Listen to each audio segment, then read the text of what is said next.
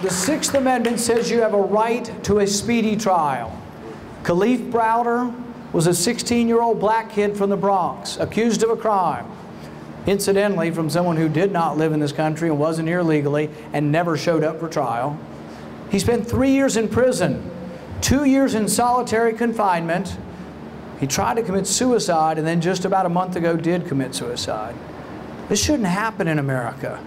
And if you want a bigger party, what I'm saying to you is let's defend the Sixth Amendment just as much as the Second Amendment.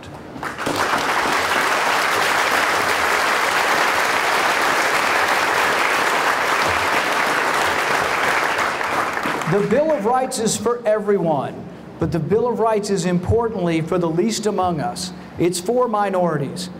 And people say, well, I'm not a minority. You can be a minority because of the color of your skin or the shade of your ideology.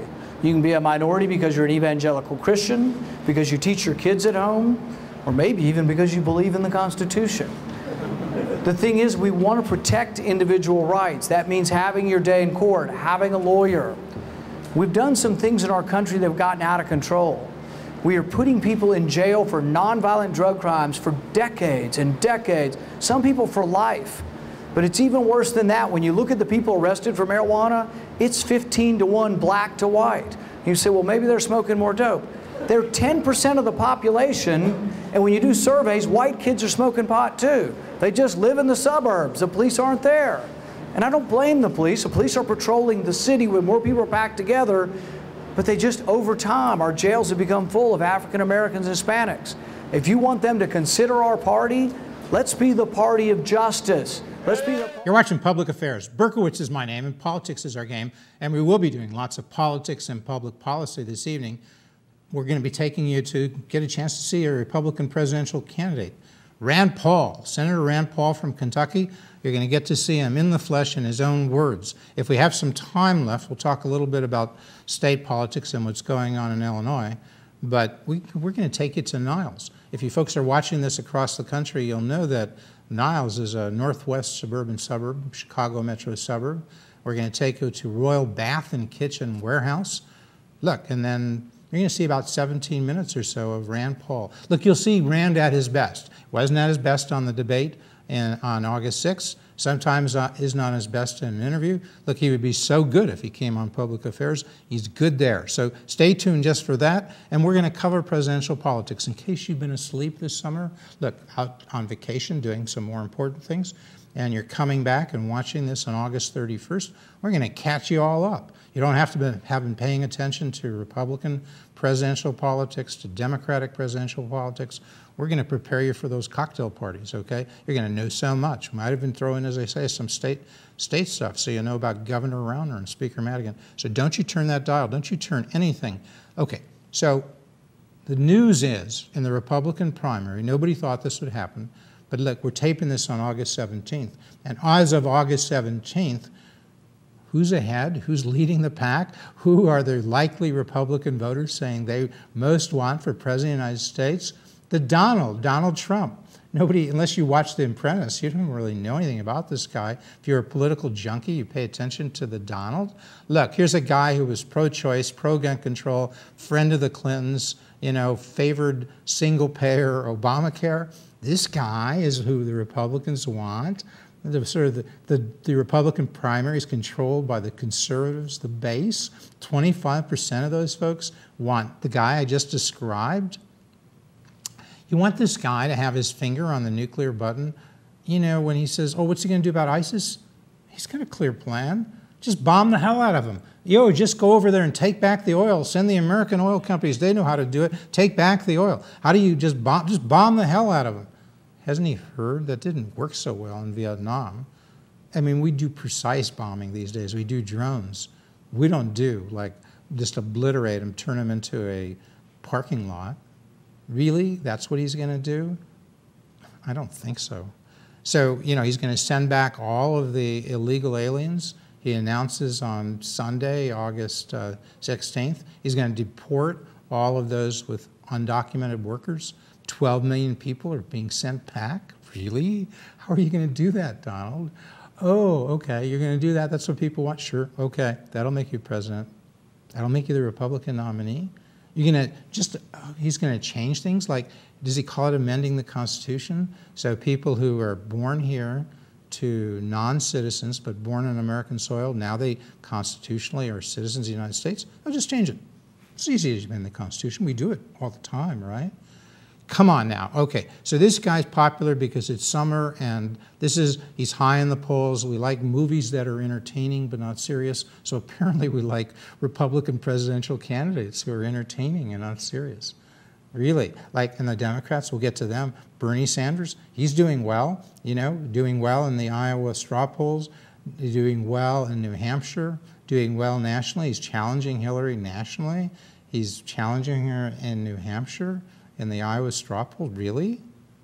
Bernie Sanders, socialist, you know, tax everybody, tax the rich, tax the poor, as long as they're not middle class, whoever they are. That could be 80% of the population. Oh, don't do anything to their taxes. Don't do anything to low-income people. And guess what? Under Bernie, everything's free. That's what socialism is. Free college, free health care, free Obamacare, free housing, free transportation. It's free. Really? Really, Bernie? How do you pay for that? There aren't enough rich people to tax, really. So, okay, so Bernie's not a serious candidate, and that just leaves you with your presumptive nominee, Hillary Clinton. Look, Hillary has been, look, sometimes people ask me how long it takes me to prepare for my show. I tell them I've been preparing for my show all my life. How long did it take Hillary to run for President of the United States to prepare for that? She's been running all her life. When Hillary and Bill Clinton were at Yale, they decided, they made a deal. They both were going to run for president. And so Hillary, of course, supported Bill. Remember, and even when he was president, that vast right-wing conspiracy that concocted all that stuff about Bill and about Monica Lewinsky, you know, she was just sent there by the Republic. It's laughable. But look, she's certainly qualified to be President of the United States. You may disagree with her policies. She was First Lady in a way nobody has ever been First Lady before, intimately involved in the presidency. She was a U.S. Senator. She's Secretary of State. But the thing of it is, folks, she's just not viewed as trustworthy. She's just not viewed as honest, okay? And so the Democrats need an alternative, like the Republicans like Donald Trump in the summer because they want somebody entertaining who will just do something different. The Democrats want Bernie who will do something different, you know, and I've described it. But seriously, if there's going to be a serious challenge to Hillary, it's going to come from somebody like Joe Biden, who you can disagree with him, but now he's qualified. May not have been 8 years as vice president, meeting steadily, regularly with Obama, being involved in all major issues. You can disagree with him. Biden could be a credible challenge to Hillary Clinton. So might Al Gore. He's done everything. He's run. He's been a senator. Look, both of those guys have sort of an implicit national organization, Gore and Biden. They have the name recognition. Anybody else who's running for president now on the Democratic side doesn't even warrant a mention. So let's go through the Republican candidates, you know, quickly. And because they're the folks, it's not going to be Donald Trump. It could be Jeb Bush. Look, the Bush money, the Bush name, twice governor of, once or twice, whatever, of Florida. You know, he was like an important guy. He's qualified. People know him. Maybe they know the Bush name too well. But he was the establishment choice. He still may be the nominee of the Republican Party. Scott Walker was the new kid on the block, a fresh face, won 3 of 4 elections in the last 4 years. I think he's won something like 12 elections. I don't know if he's ever lost. This guy is a winner, you know, and he became a name nationally because he beat back the public sector unions in Wisconsin, and he sort of won. Won 3 of 4 major challenges, got national money, national organization, national acclaim, but he just hasn't taken off in the polling, okay? So you had Bush, you had Walker. People say it's one of those, and if not, it would be Marco Rubio, this phenomenal senator from Florida, involved, you know, phenomenal story, kind of a Barack Obama story, you know, up from poverty, up from nothing, up from parents who were immigrants, dad who was a bartender, a mother who was a maid, and then he became a major player in Florida state politics. and then he became a U.S. Senator, much acclaim about his knowledge of foreign policy, speaks well, gives a great speech. Does that remind you of anybody who gives a great speech and was a U.S. Senator but didn't have a lot of experience? Yes, that could be a problem. Maybe when they wanted Barack to do it for a change, maybe they had enough of somebody like Barack, and they're not going to go on the other side to somebody like Marco Rubio, okay? So, but those are the guys, Bush, Walker, Rubio, and Walker and Rubio are just not doing that well in the polling, but maybe it's summer. Once people get serious, and maybe they'll turn to the dark horse, you know? Maybe they'll turn to John Kasich. Here's a guy from Ohio, governor of Ohio, but he's also was a congressman. He was, you know, a person of stature, experience, obviously qualified to be president. And he's new, so he hasn't caught on yet, but maybe he will. So those are the players: Bush, Walker, Kasich, Marco Rubio, and Trump is a player, even if he's not going to be president. And then you got a few other players who can have an impact, like Rand Paul, which you'll see more of and talk more of him in a second, senator from Kentucky, well-known libertarian. Ted Cruz, a hero of the right, a bull in a china shop, but certainly knowledgeable, knows how to debate. Neither Cruz nor Rand Paul just seem ready at this point. And then you've got brain surgeon Dr. Ben Carson, never run for anything, but certainly doing well in the polls, second to Trump. Really. Again, entertaining, they like him, he's casual, he's knowledgeable, he's smart, but he's never run for office. He will not be the Republican nominee for president. Okay. So you know, well, where does that leave us, okay? I mean, we're not even going to go into the other nominees, the also-rans. I guess we should mention one. We really should. We should mention Carly Fiorina, because she won the second debate, and she won the debate for the kids' debate on August 6th. She certainly knows the issues. She's smart. She has run, didn't win, but ran for governor of a big state like California. Hewlett-Packard, a CEO, certainly experienced, knowledgeable, and accomplishment, never held office. She might be a good VP nominee. I don't think she'll be the Republican nominee for president, but she is a player now. The other folks we don't even need to go into in the Republican primary for president. They will not be players. They will fade out. The other Democrats will fade out. Let's just focus. We have about a minute left here for our intro. We're not going to get to state politics. But what you are going to see, don't give up. It's been a bit talkative on the host part, but now you're going to see about 17 minutes of Rand Paul, and it's the best of Rand Paul. If you're a Democrat and you don't think much of this guy, or if you're a Republican and he doesn't turn you on, watch these 17 minutes. He's really good here. You don't have to agree with him on policy, just grade him objectively. He could do so well if he came on public affairs. He doesn't, for some reason, didn't do well in the debate, had back and forth, but just wasn't likable, personable. Doesn't do well in many interviews. Oh, he could do so well if he came on public affairs. And what you'll see is a guy who hammers home less government, less spending, less taxes. He's credible, he's believable. This has always been his belief, okay? From the time he was a little boy to the time he's now, and he's 52, okay? 14.5% income tax rate for everybody. What could be simpler than that? Corporations, individuals, maybe for low-income people he would exempt a certain amount of income so that low-income people wouldn't get hit by a higher tax rate. He wants to abolish the payroll tax. That would especially help low-income people.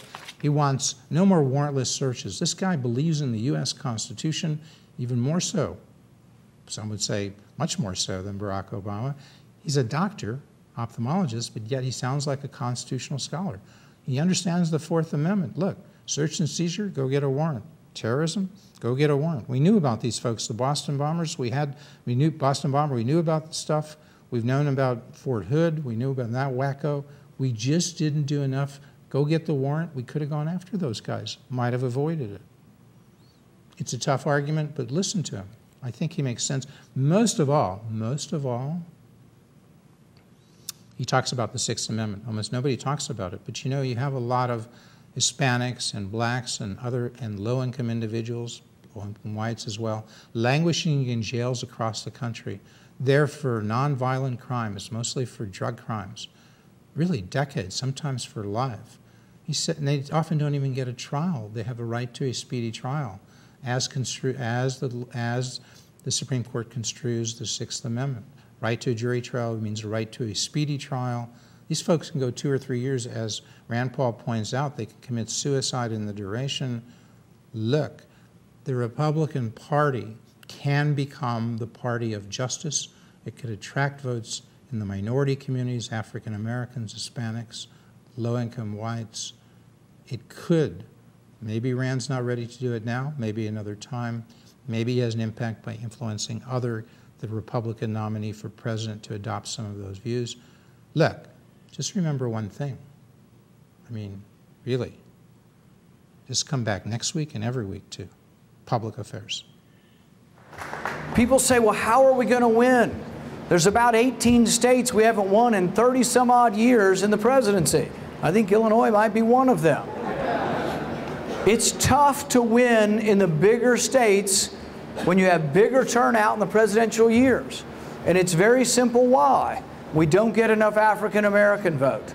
We have to get more African American vote if we're going to win. That's why I was here 3 weeks ago on the south side of Chicago with an African American minister who has his own private school down there, who many of the people I met that day came up to me and said one thing about Chicago: the money allocated for the poor never reaches the poor. It's gobbled up by the Chicago machine. You got to be related to somebody to get some.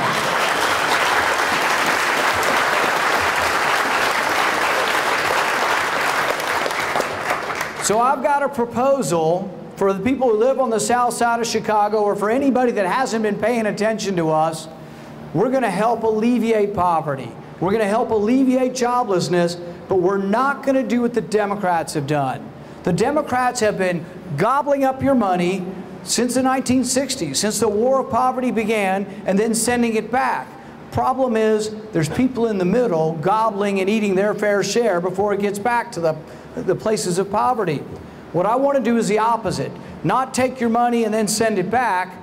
Never take your money to begin with. Leave it in the communities.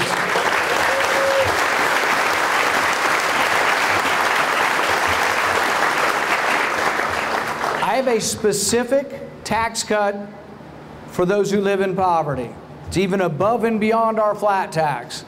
It's called economic freedom zones. If you have high unemployment and chronic high poverty, we'll cut your taxes to almost nothing for 10 years. It adds up to a large amount of money. For the south side of Chicago, it would be nearly $3 billion over 10 years.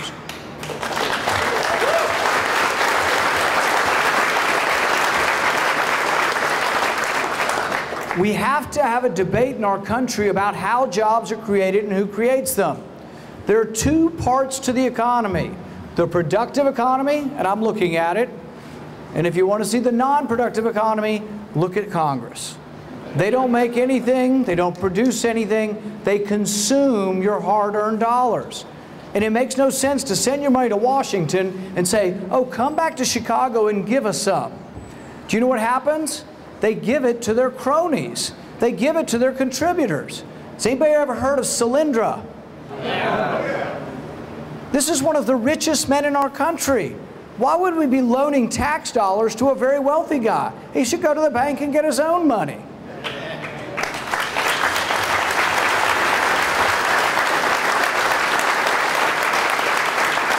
But it just turns out to be a coincidence that he's a big donor of President Obama. Imagine that. This is the problem. But here's the other problem. We have in our country something called democratic capitalism. Every day someone votes on whether Royal Kitchen and Bath succeeds. Every day they come through the door and they vote. If they buy his stuff here, Chris will succeed. If they don't, he won't. It's harsh, but that's the way business works. But we know after a few years, he's been in business 10 years, he's doing something right. So if we lower the taxes for a business that exists and has employees and sells something, we know it's going to productive use.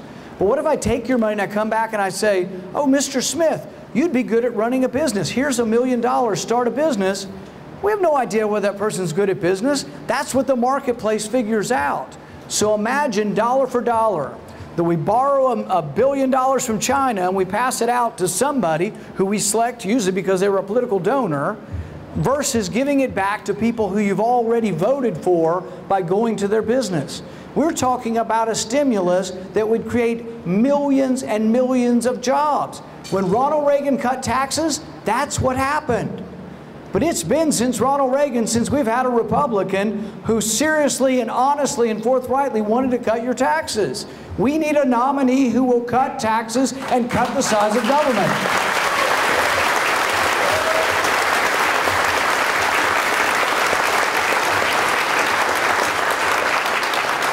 What passes for bold in Washington is this, and I kid you not, the head of all the tax committees are Republican, and if you ask them what they want revenue-neutral tax reform. Anybody here going to knock on a door for a politician who wants revenue-neutral tax reform? It means that half of you will pay more and half of you will pay less, and the net result on the economy is zero. I'm not leaving my practice. If that's what we're for, I'm going home. I've got no time to be for nothing. We should be for cutting taxes and making government smaller, growing the productive sector and creating jobs.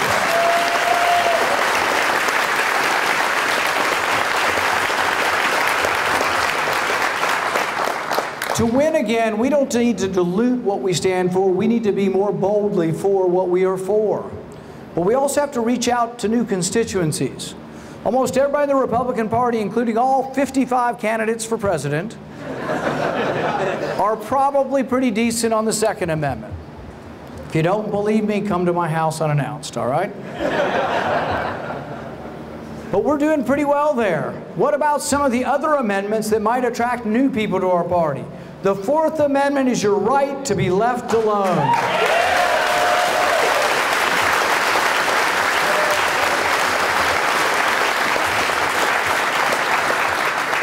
And you may see a dust-up on the presidential stage next week because there's a lot of Republicans. I can think of 2 or 3 who, it's their favorite thing about President Obama is collecting all your phone records. They love it and they compliment the president about collecting your phone records. Well, I've got a better plan. Let's collect more records of terrorists and less records of innocent Americans.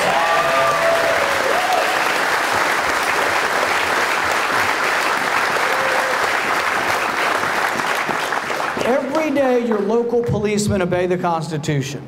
If you have a potential murderer or rapist and they think they've got him in their house, but they didn't see him go in, it's 3 in the morning, what does a policeman do? Calls a judge.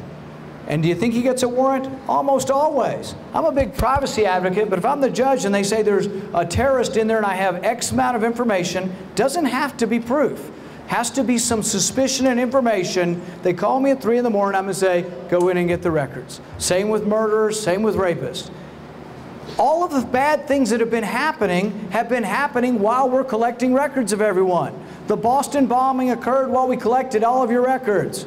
The Chattanooga shooting just recently happened. We're still collecting your records. It has not stopped. Remember Major Hassan, Fort Hood? We were collecting all of your records. And guess what? In every instance, we had some suspicion and we weren't doing anything about it. The Russians tipped us off to the Boston bomber. Major Hassan was writing crazy stuff about killing Americans and Christians for a dozen years and nobody stopped him. We kept promoting him because we're always afraid to fire somebody. That's a whole other story in itself. We can't fire people from the VA who were lying about waiting times.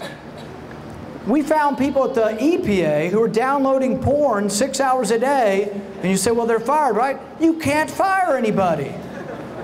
They found one guy at the EPA, a guy named, I'm blanking on his name, but he was a second-hand man to Eugene McCarthy at the very top. You know what he was doing? For 11 years, he never was coming to work, but he kept getting promoted. They said, why?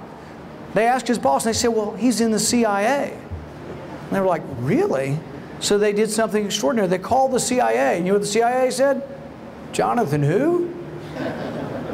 And so I imagine what he was doing for 11 years. Had to have a swimming pool because he made a lot of money. He's laying by a swimming pool. He's drinking a beer. And when his boss calls and says, are you coming in? He's like, no, I'm in Istanbul on secret assignment. To win, we got to be a bigger party. We got to defend the whole Bill of Rights. Second Amendment, Fourth Amendment, Fifth and Sixth Amendment, the amendments of justice. Government should never take your property from one private property owner and give it to another.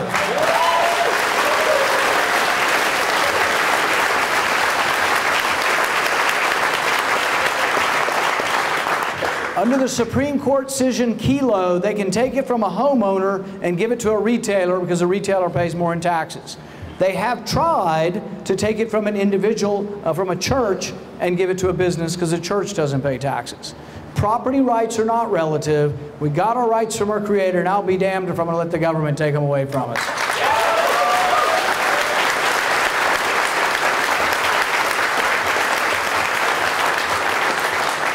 The 9th and 10th Amendment says that those rights not listed in the Bill of Rights are not to be disparaged.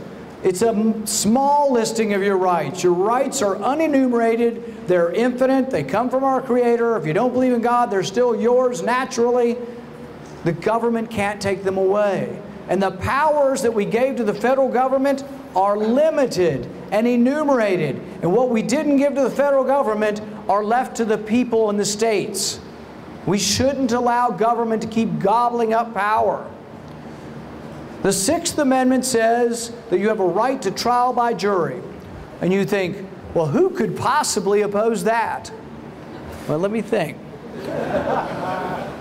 We passed a bill a couple years ago that allows American citizens to be indefinitely detained without a trial, without a lawyer. But when you think about it, you think, oh, well, there's bad people. Maybe we have to do this to bad people. They have a list of the criteria for people you're supposed to report, your neighbor that you're supposed to turn in. People who are missing fingers, people who have stains on their clothing. They might be a bomb maker if they're missing fingers and have stains on their clothing. Or they might be a farmer. Or a bad coffee drinker. You're supposed to turn in people who have changed the color of their hair. I'm not going to ask for a show of hands out there. You're also supposed to be suspicious of people who have multiple guns in the household, or weatherproof ammunition, or like to pay in cash. I'm not going to ask for a show of hands there either. But if these are the criteria, I want my lawyer before they come to my house.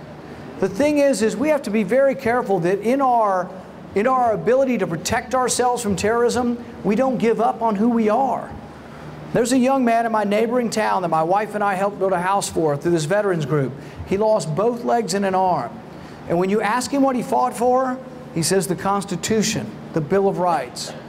Wouldn't it be sad if while he was gone defending his country that he came back and we had given up on the Bill of Rights? That's our job. If you're not fighting, you need to be here defending the Bill of Rights with the rest of us. There was a painter by the name of Robert Henry. And he said to young painters, he said, paint like a man coming over the hill singing. I love the image of that. I think if we become the party that proclaims our message like a man coming over the hill singing, proclaims our message with the passion of Patrick Henry, then we're going to dominate, we're going to roll, we're going to win Chicago, we're going to win Illinois, and we're going to win the presidency. Thank you.